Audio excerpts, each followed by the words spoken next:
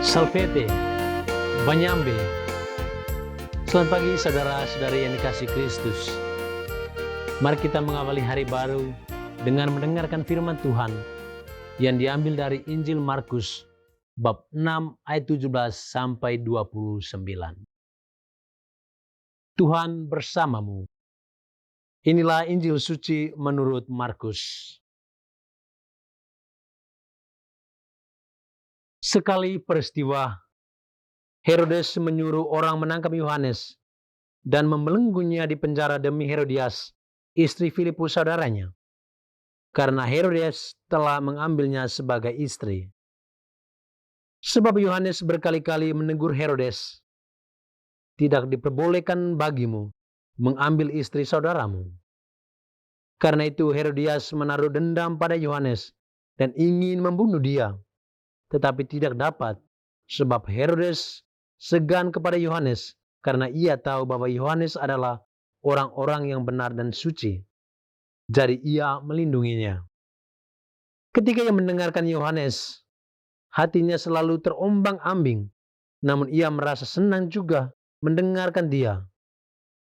Tibalah kesempatan yang baik bagi Herodias ketika Herodes pada hari ulang tahunnya mengadakan perjamuan untuk pembesar-pembesarnya, perwira-perwiranya, dan orang-orang terkemuka di Galilea.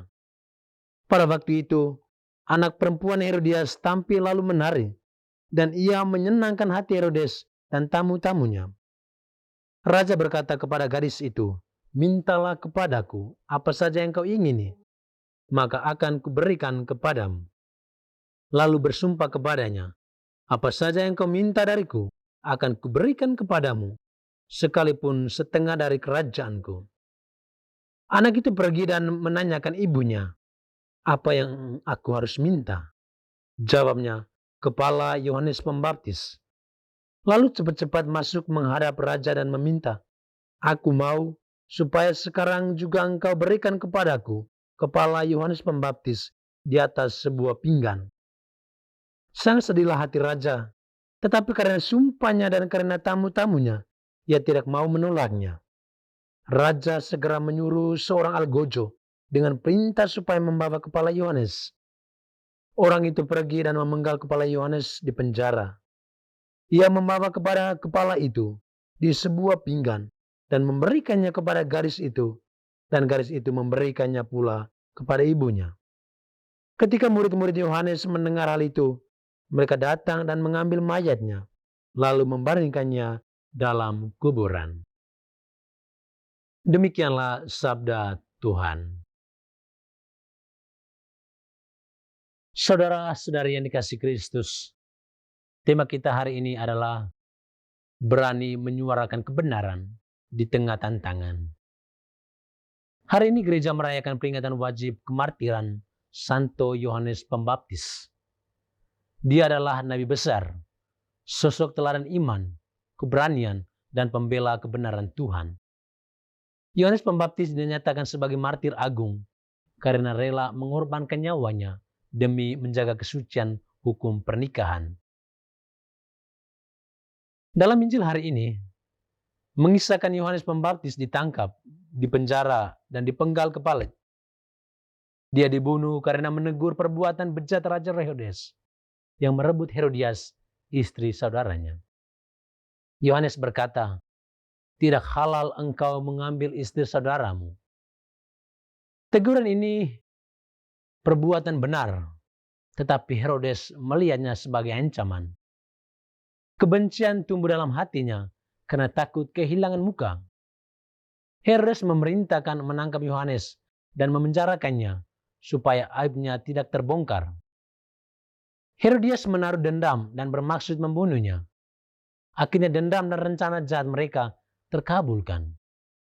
Darah kemartirannya menjadi bukti nyata sebagai abdi Allah yang mempertahankan kebenaran. Melalui kisah Injil hari ini, kita ditantang untuk berani bersaksi tentang kebenaran di tengah dunia. Kita siap diri untuk menerima kritikan, amarah, dendam, dan tindakan kejahatan. Apakah kita mampu membangun nilai kejujuran, kebenaran, keadilan, ataukah membungkamnya, ketakutan dan keegoisan kita? Apakah kita mampu membongkar kejahatan, kesalahan, kecurangan, dan ketidakadilan yang terjadi di tengah-tengah kita? Ataukah kita memilih diam saja? Saudara-saudari terkasih, bagaimana dengan kita? Sebagai pengikut Kristus, kita diajak untuk meneladani Yohanes Pembaptis yang memperjuangkan kebenaran, keadilan, dan keselamatan. Tugas ini memang sangatlah tidak mudah karena kita akan menjumpai berbagai tantangan. Kita akan menerima penolakan, difitnah, bahkan dibunuh seperti Yohanes Pembaptis. Namun, semuanya itu tidak boleh mematahkan semangat pewartaan kita tentang kebenaran, keadilan, dan keselamatan. Marilah dalam bimbingan roh keadilan, kebenaran, kedamaian, kebijaksanaan, kita mampu mewartakan Injil kebenaran Allah di tengah-tengah kesulitan dan bahaya kematian. Tuhan memberkati kita.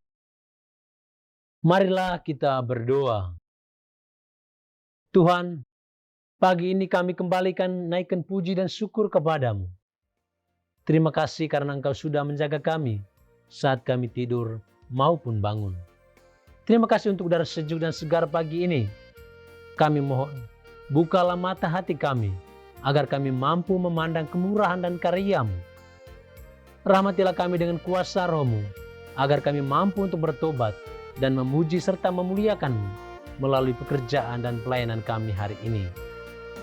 Kristus terang dunia, berkatilah keluarga kami, jadikan kami alat kasih-Mu, dan pantaskanlah kami menjadi hamba-Mu yang setia. Demi Kristus Tuhan dan pengantara kami. Amin. Tuhan bersamamu. Semoga kita sekalian, orang-orang yang kita kasihi dan doakan, seluruh aktivitas kita hari ini dibimbing, dilindungi, dan diberkati oleh berkat Allah yang Maha Kuasa, Bapa dan Putra dan Roh Kudus. Amin.